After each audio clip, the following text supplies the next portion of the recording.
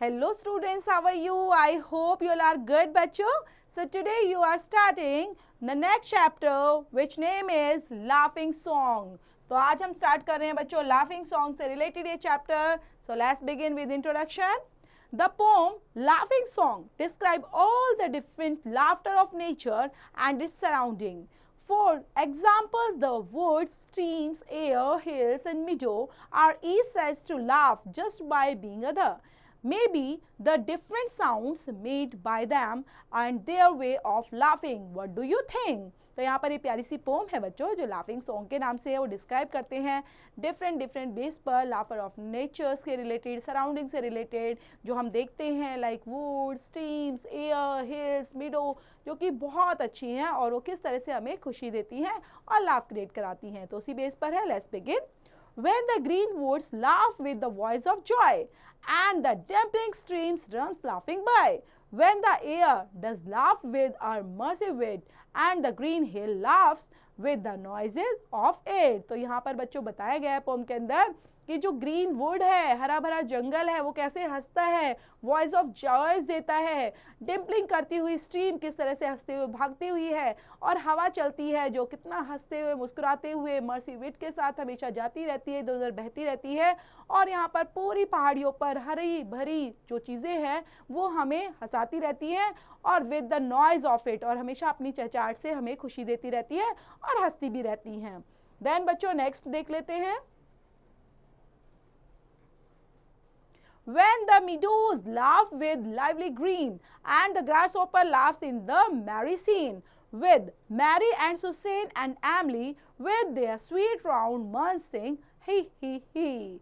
सो यहाँ पर बच्चों आप देख पा रहे हो When the meadows मतलब क्या होता है बच्चों, ग्रीन ग्रास जो फील्ड होती है वो हंसती है क्योंकि वो बिल्कुल ग्रीन है, प्यारी है. ग्रास ऊपर लाफ करते हैं, उसके ऊपर आराम से सीन क्रिएट करते हैं, और वहाँ पर मैरी, सुसेन, इमली हैं विद देयर स्वीट अराउंड मन सिंग और करते हैं साथ में हा हा ही.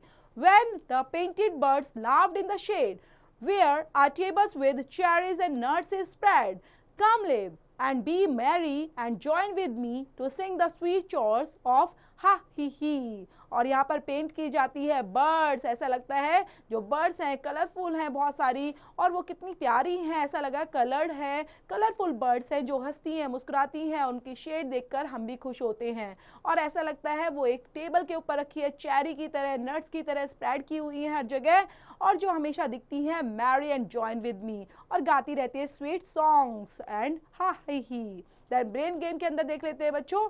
Make a list of things that make you happy and fill you heart with laughter.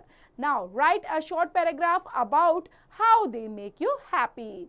सो इसी बेस पर बच्चों ये पोएम यहीं पर फिनिश होती है और हम देख लेते हैं पॉइंट से related. So William Blake 28 November 1757, 12 August 1827 was born in London, England.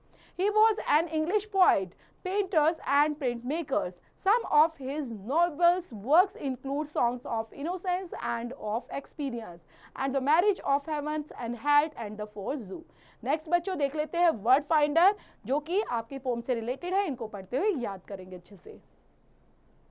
Exercise है बच्चों पोम से related. First is fill in the blanks. The green dash laugh with the voice of joy. So the green wood laugh with the voice of joy. तो इनको भी complete करेंगे बच्चों.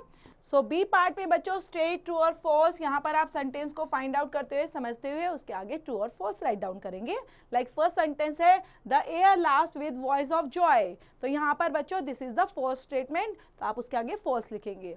Next है make sentence of the following words. यहाँ पर कुछ words दिए गए हैं, उनकी हेल्प से आप सेंटेंसेस बनाएंगे. Like first add woods. Woods मतलब होता है बच्चों forest.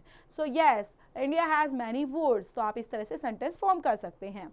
Answer the following questions में बच्चों how is the stream described in the pome. तो यहाँ पर स्ट्रीम के बारे में बताना कैसे डिस्क्राइब किया गया है कि किस तरह से वो जॉयफुली जाती रहती है और चहचहाते हुए आगे बढ़ती रहती है. तो उसकी जॉय को, उसकी हैप्पीनेस को यहाँ पर शो करेंगे, और क्वेश्चंस के आंसर भी बच्चों कंप्लीट करते रहेंगे. नेक्स्ट है बच्चों एनरिच योर स्किल्स के अंदर write 2 rhyming words for the following and repeat them with your classmates. यहाँ पर राइमिंग वर्ड्स लिखेंगे और रिपीट करेंगे. Joy boy. तो इसी तरह से आपने wit, green, Emily, shade, me and Mary, join का भी कंप्लीट करना है। ग्रामर पोर्शन के अंदर बच्चों आज हम रिवाइज करने वाले हैं active and passive voice. An action of a subject can be expressed in two ways. These two ways are known as voices, active voice and passive voice. For example, I write a letter. This is the active voice. A letter is written by me. This is the passive voice. So change the following active voice sentences into passive voice बच्चों। जिस तरह से यहाँ पर किया गया है इन्हीं सेंटेंस को भी आपने चेंज करना है। नेक्स्ट देख लेते हैं बच्चों, जिसके अंदर आपको दिया गया है राइटिंग स्किल्स पर। So look at the pictures and write what you see in it. और यहाँ पर आप क्या देख पा रहे हो पिक्चर से रिलेटेड, आपने इन सेंटेंस को लिखना है इन लाइन्स में। देन स्पीकिंग पोर्शन के अंदर बच्चों learn the pome and narrate it in the class. इसको पोम को लर्न करना है और नरेट करना है अपनी क्लास के अंदर। लिसनिंग स्किल्स के अंदर the teacher will divide the class into 3 groups A, B and C, and group A will listen to the word carefully and say it. Group B will give its meaning and group C will construct a sentence using the uttered word. Every group will get an equal chance to listen, give meanings and construct sentences बच्चों। तो आपको याद रखना है किस तरह से group में डिवाइड होकर और आपने प्रॉपर तरीके से अपना अपना चांस लेना है। नेक्स्ट बच्चों एक्टिविटी के अंदर आपने करना है make a group of 4-5 student का ग्रुप बनाएंगे ma'am and recite the following poem in the class in choice with expressions and actions. Like यहाँ पर दिया गया है जो है उसी से रिलेटेड।